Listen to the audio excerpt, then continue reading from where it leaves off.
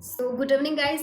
Very good evening to all, and welcome to an Academy Let's Create Current Affairs. And मैं पिंकी सरूहा और आज से हम स्टार्ट करने जा रहे हैं करंट अफेयर्स के सेशन। जी हाँ, आज का हमारा करंट अफेयर का जो सेशन रहेगा वो फर्स्ट सेशन है, जिसमें मैं आपको 8 मई से रिलेटेड यानी कि आज से रिलेटेड करंट अफेयर्स के जितने भी मोस्ट इंपॉर्टेंट क्वेश्चंस है वो सारे क्वेश्चंस कवर करवाऊंगी। और इसके अलावा गाइज हम इस सेशन में मंथली वीकली सारे करंट अफेयर्स कवर करेंगे, कुछ स्पेशल सेशंस भी हम लोग लेते रहेंगे। तो चलिए आज के पहले सेशन की हम शुरुआत करते हैं। बस एक लाइक थम्स अप दे दीजिएगा, उसके बाद स्टार्ट करते हैं हम आज का सेशन। हाँ जी, सो गाइज आज है 8 मई एंड 8 मई से रिलेटेड करंट अफेयर्स के सारे क्वेश्चंस डिस्कस करेंगे, उनसे रिलेटेड सारे फैक्ट्स भी डिस्कस करेंगे। सेशन को स्टार्ट करने से पहले मेरे बारे में थोड़ा सा जान लीजिए। टीचिंग एक्सपीरियंस 3 इयर्स, 1 लाख से ज़्यादा स्टूडेंट्स को मैं मेंटर कर चुकी हूँ और काफ़ी गवर्नमेंट एग्जाम्स भी मैंने क्लियर की हैं। सो आप मुझ पर बिलीव कर सकते हैं, मेरे कॉन्टेंट पर बिलीव कर सकते हैं। मैंने खुद एग्जाम क्रैक किए हैं, सो मुझे पता है एग्जाम में कैसे कैसे क्वेश्चन आ सकते हैं, कौन कौन से मोस्ट इंपॉर्टेंट क्वेश्चन हैं जो आपके एग्जाम में पूछे जा सकते हैं। सो बिल्कुल आप लोगों को जो कंटेंट मिलेगा वो रिलायबल कंटेंट मिलेगा, आप लोग बिलीव कर सकते हैं। सो गाइस ये टेलीग्राम ऐप है जो कि आपको इंस्टॉल करनी है अपने फोन में, यानी इंस्टॉल करने के बाद ये लिंक जैसे ही आप यहाँ पर एंटर करते हैं सो आपको मिलता है अनअकैडमी की तरफ से सारी अपडेशंस, जैसे किस किस टीचर के लाइव सेशंस कब कब आ रहे हैं, इसकी सारी जानकारी आपको यहाँ से मिलती रहेगी। एंड गाइस सब्सक्रिप्शन लेने के यहाँ पर बहुत बेनिफिट्स हैं, लाइक आपको पीडीएफ मिलता है, डाउट क्लासेस मिलती हैं, बहुत सारे टीचर से पढ़ने का मौका मिलता है, इसके अलावा लाइव क्विजेस मिलती हैं, लाइव सेशंस मिलते हैं, बहुत सारे बेनिफिट्स सिर्फ एक ही सब्सक्रिप्शन में। तो उसके लिए सबसे पहले आपको लर्निंग ऐप इंस्टॉल करनी है। ऐप इंस्टॉल करने के बाद रेफरल कोड यूज करना है पिंकी लाइव, जिससे आपको मिलता है 10% का डिस्काउंट जो भी कोर्स आप परचेज करते हैं उसके लिए। सो गाइज आज का सेशन हम स्टार्ट करते हैं फर्स्ट क्वेश्चन से। फर्स्ट क्वेश्चन ये रहा आपकी स्क्रीन पे, देखते हैं फर्स्ट आपका क्वेश्चन क्या है। यहाँ पर tennis player Yusuf Hasam has been banned for life from which country he is, यानी कि जो टेनिस खिलाड़ी यूसुफ हसम जी हैं उनको जीवन की प्रतिबंधित, उनको जो है आजीवन के लिए प्रतिबंधित कर दिया गया, यानी कि उनको बैन कर दिया गया है। तो आपसे पूछा जा रहा है कि वो किस देश से थे। सो गाइस इसमें हमारा जो सही आंसर होगा दैट इज ऑप्शन ए, यानी कि इजिप्ट। वो इजिप्ट से बिलोंग करते थे। अभी जो बेसिकली टेनिस इंटीग्रिटी यूनिट है उसने जो इजिप्ट के खिलाड़ी हैं यूसुफ हसम जी, इन पर आजीवन बैन लगा दिया है और इन पर ये प्रतिबंध मैच फिक्सिंग और करप्शन से जुड़े कुछ आरोप है जो कि इनके ऊपर लगाए गए हैं। उन आरोपों से ये दोषी पाए गए हैं, इसी वजह से इन खिलाड़ी के ऊपर ये बैन है जो कि लगा दिया गया है। इसके अलावा गाइज एक और पॉइंट आप लोगों को यहाँ से ध्यान रखना है कि अभी वाडा ने इंडियन एथलीट जुड़ा जो खातून है उनके ऊपर भी 4 साल का बैन लगा दिया गया था। और एक और पॉइंट, अभी जो सानिया मिर्जा जी हैं जो कि हमारी टेनिस प्लेयर हैं और इनको फैड कप हार्ट अवार्ड से भी सम्मानित किया गया है। ठीक है, एक्चुअली अभी सम्मानित किया नहीं गया है, अभी सिर्फ उनको नॉमिनेट किया गया है। देखो एक ही क्वेश्चन से मैंने आप लोगों को कितने सारे फैक्ट्स अदर भी बताए हैं। ठीक है, तो इसी तरीके से क्वेश्चन से रिलेटेड जितने भी फैक्ट्स रहेंगे जो कि आपके एग्जाम पॉइंट ऑफ व्यू से इंपॉर्टेंट है, हम सारे फैक्ट्स डिस्कस करते हुए चलेंगे। ठीक है, चलिए बात इजिप्ट की है गाइज यहाँ पर, तो इजिप्ट से रिलेटेड हम कुछ स्टैटिक पॉइंट्स भी जानते हैं, जैसे कि इजिप्ट की कैपिटल क्या है भाई यहाँ पर। सो कैरो है जो यहाँ पर कैपिटल है। और करेंसी की बात करेंगे तो इजिप्शियन पाउंड है जो यहाँ पर करेंसी है। और प्रेजेंट टाइम पे जो यहाँ पर प्रेसिडेंट है that is Abdul Fattah El Sisi करके, जिनका नाम है अब्दुल फताह एल सिसी। ठीक है, क्लियर है सभी स्टूडेंट्स को। चलिए बढ़ते हैं नेक्स्ट क्वेश्चन की ओर। क्वेश्चन नंबर 2 ये है यूसुफ जी, आप इनकी पिक्चर देख सकते हैं। ठीक है, चलिए क्वेश्चन नंबर 2 ये रहा आपकी स्क्रीन पे।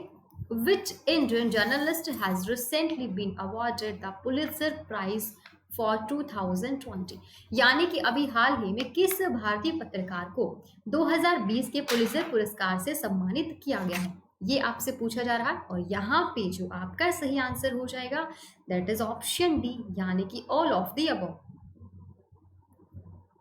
एक second guys, yes all of the above यहाँ पर आपका बिल्कुल सही आंसर है। सो ध्यान से सुनिए अब क्वेश्चन में क्या है। अभी रिसेंटली एक्चुअली क्या है, पुलित्जर पुरस्कार से जो है इनको सम्मानित किया गया।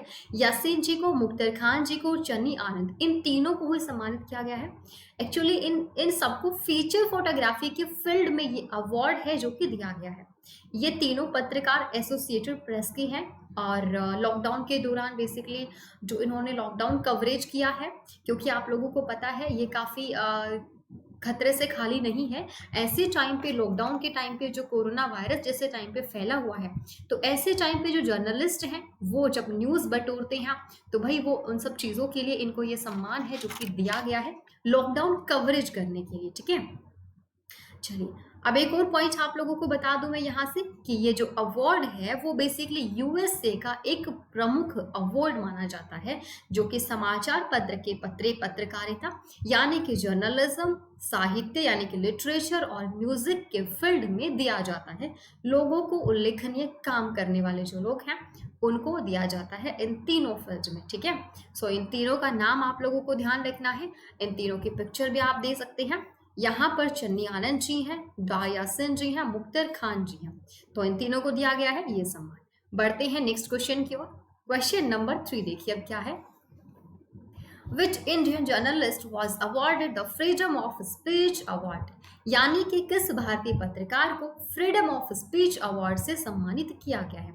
तो यहाँ पर जो आपका सही आंसर होगा guys, that is option C, यानी कि सिद्धार्थ वरादराजन जी को किया गया है, सम्मानित किया गया। ठीक है, सो बेसिकली कौन है ये, तो भाई ये जो है एक इंडियन जर्नलिस्ट है और द वायर के ये फाउंडर भी हैं, सिद्धार्थ वरादराजन जी।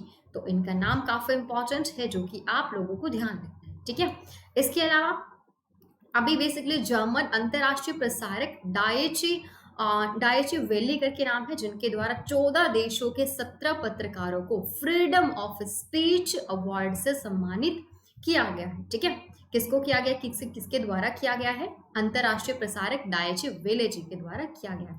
14 कंट्रीज के जो 17 जर्नलिस्ट हैं उनको किया गया है इस सम्मान से सम्मानित, और उन्हीं में से ये एक है जिनका नाम इंपॉर्टेंट है, सिद्धार्थ वरादराजन जी। ठीक है, तो ये इंडिया से हैं, तो इसीलिए आपसे एग्जाम में इन्हीं के बारे में पूछा जाएगा, बाकी के 16 के बारे में नहीं पूछा जाएगा, उनके बारे में याद नहीं करना है आप लोगों को। ठीक है, चलिए अब जानते हैं कि बेसिकली ये जो अवार्ड है वो किस फील्ड में दिया जाता है। सो भाई ये जो अवार्ड है वो बेसिकली मीडिया में जो मानव अधिकारों और बोलने की आज़ादी के प्रति ये लोग जो है वो काम करते हैं, और इसी फील्ड में उन पत्रकारों को दिया जाता है। समझ में आ रहा है आई होप सभी स्टूडेंट्स को। एंड गाइज कल से ये वाला सेशन हमारा लाइव होने वाला है, सो अगर आप लोगों को कोई भी डाउट्स पूछने हैं तो लाइव सेशन में आप लोग पूछ सकते हैं। ठीक है,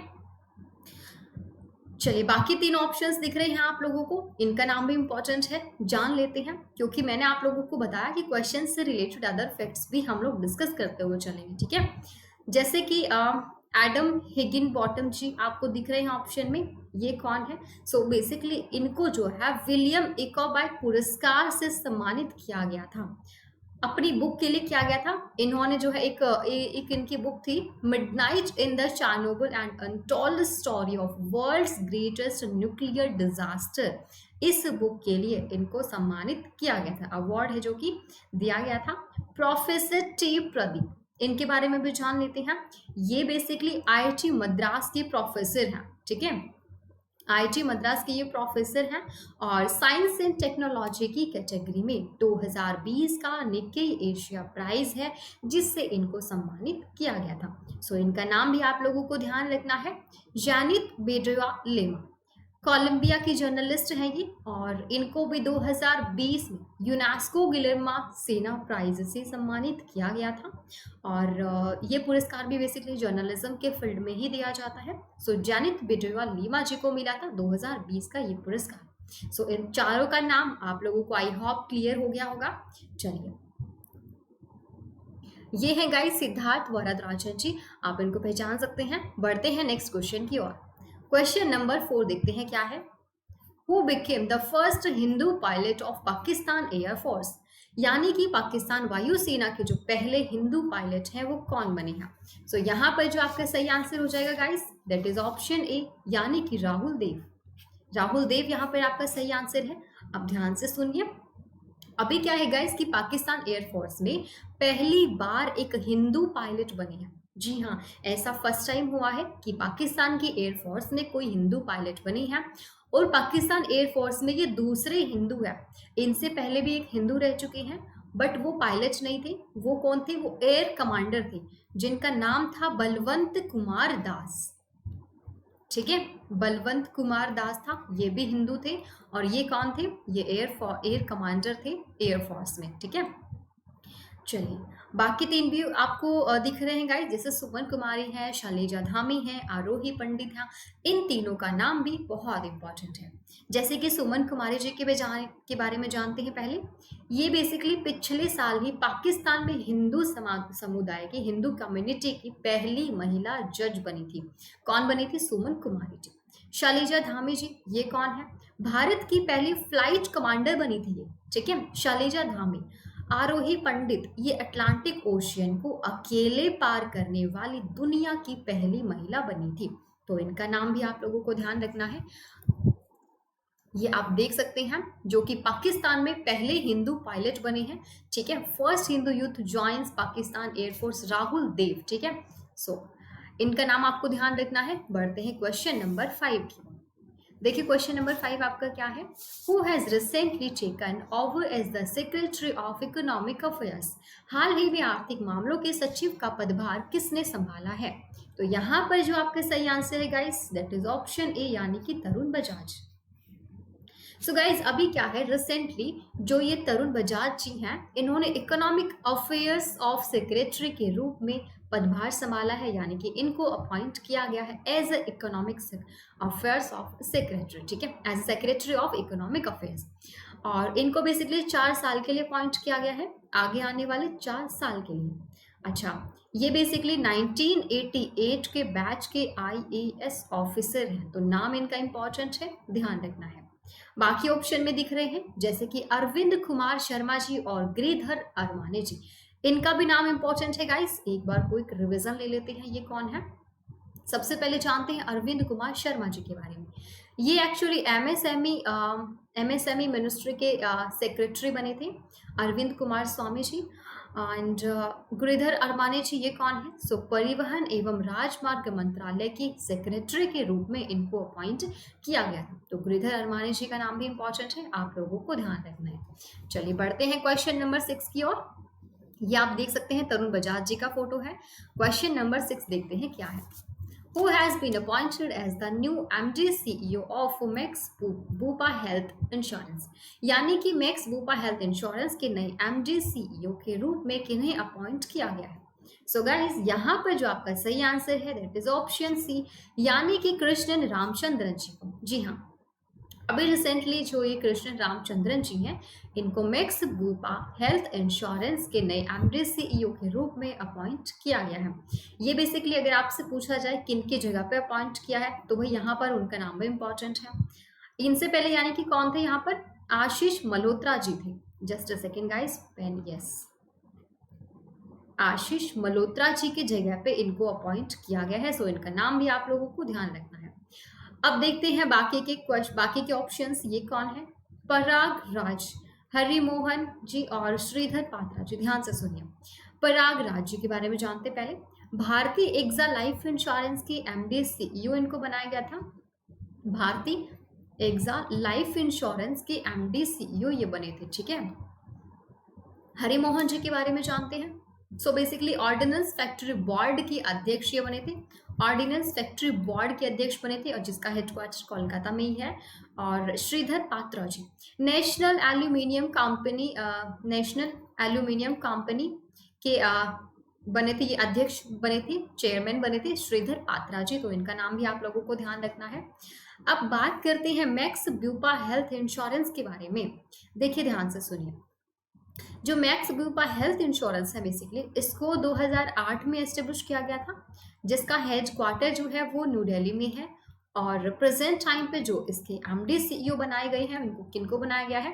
कृष्णन रामचंद्रन जी बन गए हैं प्रेजेंट टाइम पे MD CEO।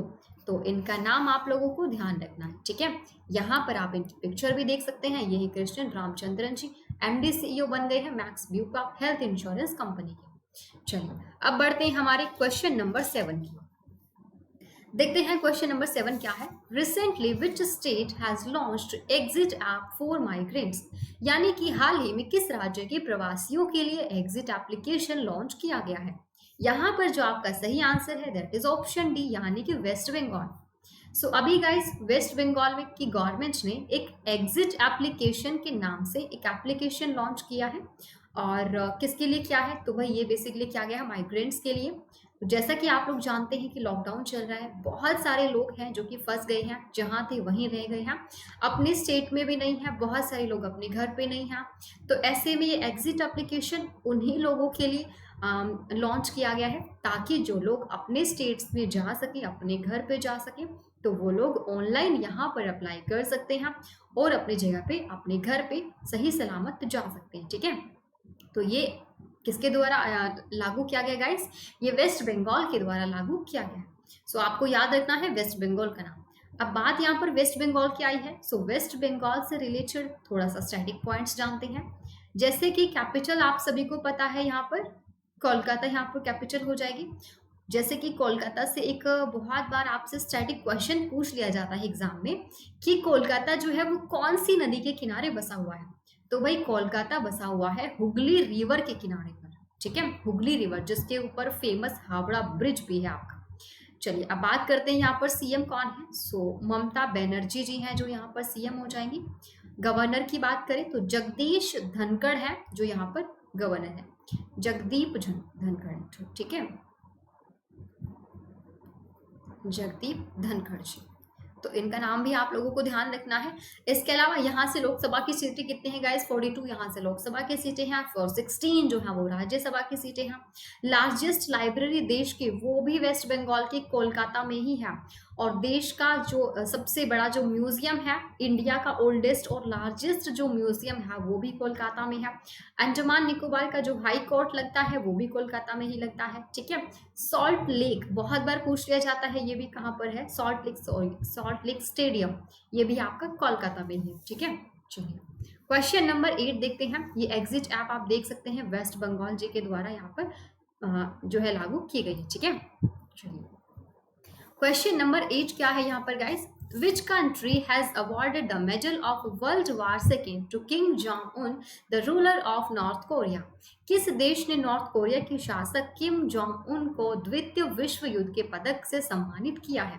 तो यहाँ पर जो आपका सही आंसर है दैट इज ऑप्शन सी, यानी कि रशिया। सो गाइस अभी क्या है कि रशिया के जो प्रेसिडेंट हैं जिनका नाम क्या है, व्लादिमीर पुतिन है, व्लादिमीर पुतिन जिनका नाम है। सो उन्होंने बेसिकली नाजी जर्मनी पर जीत की जो 75th जो इनकी एनिवर्सरी थी उस पर बेसिकली नॉर्थ कोरिया के जो रूलर हैं जिनका नाम क्या है, किंग जोंग उन, जो कि अभी रिसेंटली न्यूज में भी थे। सो उन्हीं को सम्मानित किया गया है, इस अवार्ड से उनको बेसिकली स्मारक चिन्ह व युद्ध मेडल से सम्मानित किया गया है। ठीक है, तो किंग जोंग उन, ये इनको जो सम्मान है बेसिकली जो सोवियत यूनियन के जो उन सैनिकों की स्मृति के लिए दिया गया है जो कि वर्ल्ड वार 2 में जिनकी डेथ हो गई थी, जो वर्ल्ड वार 2 में जिनकी डेथ हो गई, तो उन्हीं की स्मृति के लिए बेसिकली इनको नॉर्थ कोरिया के जो ये प्रेसिडेंट है इनको ये अवार्ड दिया जा रहा है। ठीक है, सो गाइस नॉर्थ कोरिया की बात आई है और रशिया की बात आई है, दोनों के बारे में स्टैटिक पॉइंट्स बताऊंगी मैं। जैसे रशिया के बारे में जाने, सो रशिया की कैपिटल यहाँ पर क्या है, मॉस्को है रशिया की कैपिटल, और करेंसी यहाँ पर क्या है, रूबल। ठीक है, रूबल यहाँ पर करेंसी है। और प्रेजेंट टाइम पे जो पीएम है दैट इज माइकल मिशुस्टीन, माइकल मिशुस्टीन है। ठीक है, और प्रेजेंट टाइम पे भाई यहाँ पर मैं बात करूं प्रेसिडेंट की, तो अभी मैंने बताया था व्लादिमीर पुतिन जी हैं जो यहाँ पर प्रेसिडेंट हो जाएंगे। अब बात करते हैं नॉर्थ कोरिया के बारे में, जिसके कैपिटल क्या है, येंगयोंग कैपिटल है और करेंसी है नॉर्थ कोरियन वॉन। ठीक है, चलिए रशिया के बारे में गाइस बहुत इंपॉर्टेंट कुछ पॉइंट्स मैं आप लोगों को बता दूं जो कि एग्जाम में पूछे जा सकते हैं। जैसे कि अभी S-400 मिसाइल्स हैं जो कि खरीदने की बात की जा रही है, इंडिया खरीद रहा है, किससे, रशिया से खरीद रहा है S-400 मिसाइल्स। ठीक है, रशिया को हथियार का भुगतान करने के लिए यूको बैंक से समझौता भी किया गया था। और इसके अलावा जो दुनिया का पहला तैरता हुआ जो न्यूक्लियर पावर प्लांट है वो भी यहीं पर है। ठीक है, रशिया की संसद को क्या कहा जाता है? ड्यूमा कहा जाता है। ये सारे फैक्ट्स आप लोगों को ध्यान रखने हैं। ओके, चलो बढ़ते हैं अब हमारे क्वेश्चन नंबर 9 की ओर। ये आप देख सकते हैं व्लादिमीर पुतिन और जोंग किंग जोंग उन। ठीक है, इन दोनों के पिक्चर है यहाँ पे। बढ़ते हैं क्वेश्चन नंबर 9 की ओर। देखिए, how long has the badminton world championship recently been postponed, यानी कि हाल ही में बैडमिंटन वर्ल्ड चैंपियनशिप को कब तक के लिए स्थगित कर दिया गया है? सो गाइस, यहाँ पर जो आपका सही आंसर होगा दैट इज ऑप्शन ए, यानी कि 2021 तक के लिए। ठीक है, सो अभी क्या है, रिसेंटली वर्ल्ड जो बैडमिंटन वर्ल्ड चैंपियनशिप है इसको 2021 तक के लिए पोस्टपोन किया गया है। सो गाइस, ये वैसे हर साल मोस्टली अगस्त में ही इसको आयोजित किया जाता है, बट अब जो है इसे नवंबर से दिसंबर के बीच में 2021 में आयोजित किया गया है, किया जाएगा। ठीक है, तो एक पॉइंट आप लोगों को यहाँ से ध्यान रखना है। इसके अलावा और भी कुछ स्टैटिक पॉइंट्स बता दूं, स्टैटिक नहीं, इसी से रिलेटेड पॉइंट्स हैं, जैसे कि ये बेसिकली स्पेन के जो हुलेवा है उसके कैरोलिन मारिन स्टेडियम में ये होने वाला है, जो आपका 2021 में होने वाला है। और ये चैंपियनशिप बैडमिंटन वर्ल्ड फेडरेशन और स्पेनिश बैडमिंटन फेडरेशन के द्वारा आयोजित की जाएगी, तो ये भी आप लोगों को ध्यान रखना है। ठीक है, बैडमिंटन वर्ल्ड फेडरेशन के बारे में जानते हैं, जिसको एस्टेब्लिश किया गया था 1934 में, जिसका हेडक्वार्टर कहाँ पर हो जाएगा आपका? सो हेडक्वार्टर है कुआला लुम्पुर, मलेशिया में। ओके, और अभी कुछ समय पहले ही बेसिकली भारत की जो हमारी इंडिया की जो पीवी सिंधु जी हैं, जिन्होंने बैडमिंटन वर्ल्ड फेडरेशन में गोल्ड जीता था, तो इनका नाम भी आप लोगों को ध्यान रखना है, पीवी सिंधु जी का।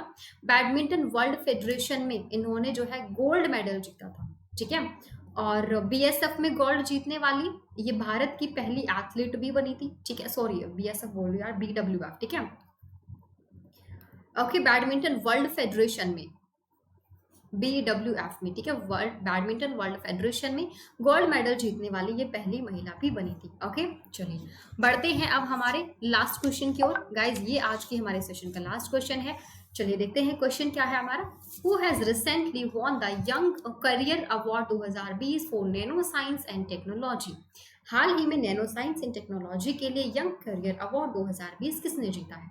सो यहाँ पे जो आपका सही आंसर हो जाएगा दैट इज ऑप्शन ए, यानी कि सौरभ लोधा जी ने जीता है। ठीक है, अभी recently nano science and technology के लिए जो यंग करियर अवार्ड 2020 है वो गाइज सौरभ लोधा जी ने जीत लिया है, और ये जो है IIT बॉम्बे के प्रोफेसर हैं। ठीक है, कौन है ये? IIT बॉम्बे के ये प्रोफेसर हैं, तो इसलिए इनका नाम इम्पोर्टेंट है, आप लोगों को ध्यान रखना है। और बेसिकली ये जो अवार्ड है ये department of science and technology के द्वारा दिया जाता है, department of science and technology के द्वारा दिया जाता है। ठीक है, DST। चलो अब जानते हैं department of science and technology के बारे में। सो बेसिकली इसकी स्थापना की अभी जो 50 साल पूरे हुए थे, और इसी 50 साल पूरे होने के मौके पर जो हमारे सेंट्रल हेल्थ मिनिस्टर हैं डॉक्टर हर्षवर्धन जी, आपको पता होगा डॉक्टर हर्षवर्धन जी हमारे जो सेंट्रल हेल्थ मिनिस्टर है, उन्हीं के द्वारा एक बुक भी रिलीज की गई है, अगर आप लोगों को ध्यान हो। उस बुक का नाम भी इंपॉर्टेंट है गाइस, उस बुक का नाम क्या है? कोविड गाथा। तो एक ये बुक भी आप लोगों को ध्यान रखनी। ठीक है, इसको लॉन्च किया गया है DST के 50 साल पूरे होने के उपलक्ष्य में।